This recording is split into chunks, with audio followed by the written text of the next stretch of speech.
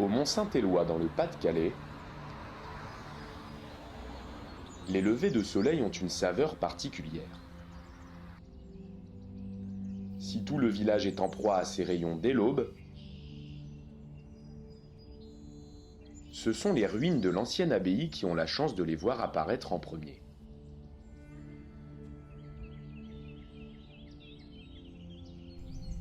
Construite au XIe siècle, cette église abbatiale est sujet de nombreuses légendes.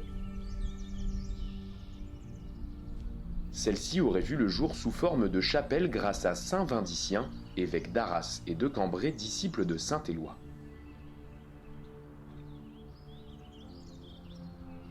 Les moines venant occuper le territoire, une église vient remplacer la chapelle au XVe siècle avant de s'agrandir près de 300 ans plus tard,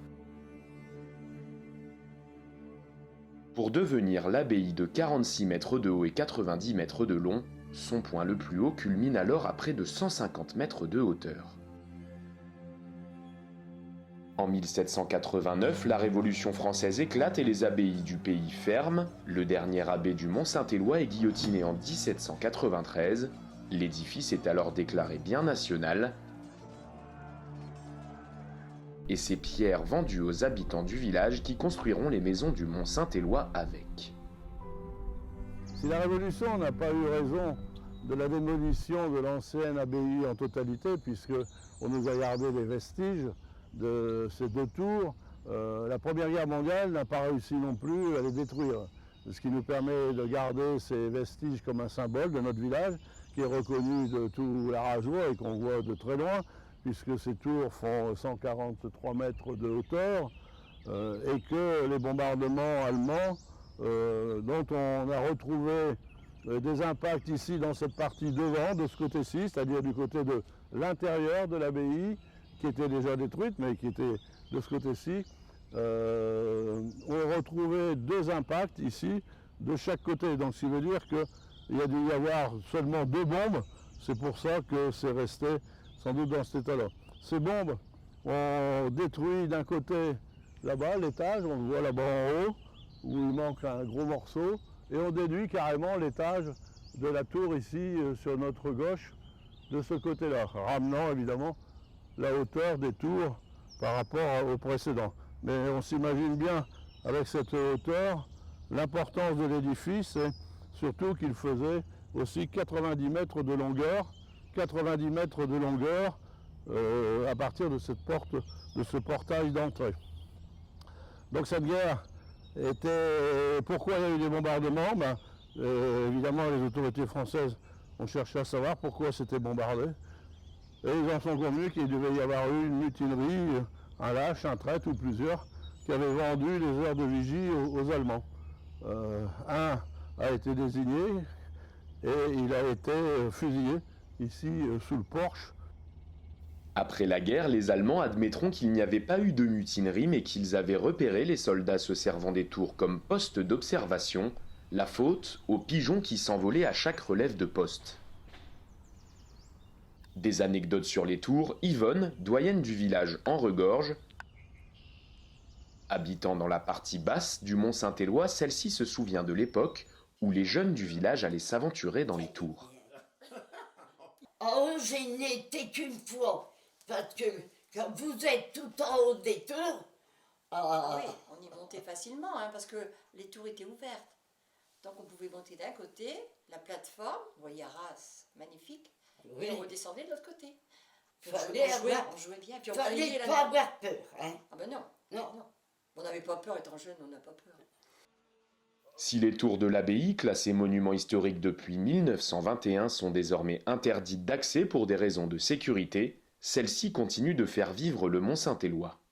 Reconstitution d'événements passés, sons et lumières, feux d'artifice qui attirent chaque jour dans ce village de 1000 habitants des dizaines de visiteurs et des amateurs de vélo.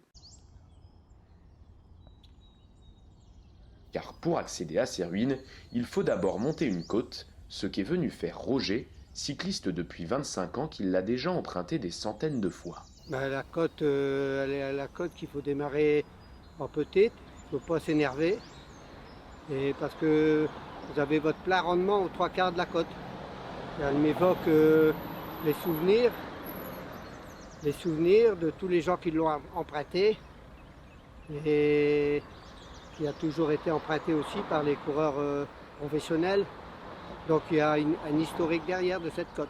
C'est comme toutes les côtes, il faut faire attention. Il y a des jours où vous êtes plus ou moins bien, ou n'importe. Vous pouvez des fois avoir du mal si vous l'abordez trop vite. Et si vous l'abordez trop vite et puis que vous êtes plus ou moins en forme, vous pouvez fort bien caler dans une côte. Donc une côte, c'est toujours une interrogation. Et la côte de Mont-Saint-Éloi, elle est particulière, très courte, et il faut faire attention aux organismes. Et après, monter en haut de Mont-Saint-Éloi, c'est son village, et puis c'est l'historique, et je pense que tous les gens qui viennent ici à Mont-Saint-Éloi, qu'ils y passent, même qu'ils n'ont pas du village, c'est Mont-Saint-Éloi. 32 mètres à près de 8% de dénivelé, un effort court mais intense. À l'arrivée, les ruines de l'abbaye, le monument au vélo, mais aussi une plaque commémorative en l'honneur de François Faber, vainqueur du Tour de France 1909. C'est un relevé qu'on a mis à l'honneur quelqu'un qui n'était pas plus de Mont-Saint-Éloi, mais qui a interrompu sa carrière brutalement pendant la guerre. Au-delà des simples amateurs de cyclisme, le Mont-Saint-Éloi a accueilli cette année l'arrivée des 4 jours de Dunkerque, mais aussi les boucles de l'Artois. Le village est devenu une véritable terre cycliste. À voir les 4 jours de Dunkerque, moi j'y croyais pas sur le coup. Tellement que les boucles de l'Artois, on est habitué depuis des années à avoir cette épreuve. D'abord c'est une fierté en tant habitant la municipalité. Une fierté qu'à Mont-Saint-Éloi, on fait des choses positives. Et à ce niveau-là, il n'y a pas photo, quoi. Après l'effort, le réconfort, les cyclistes et touristes s'arrêtent fréquemment à la brasserie du coin, le bar ayant fermé il y a quelques années, un restaurant lié historiquement au village malgré son ouverture récente le 1er décembre 2017, jour de la Saint-Éloi. Je suis issu du secteur en fait.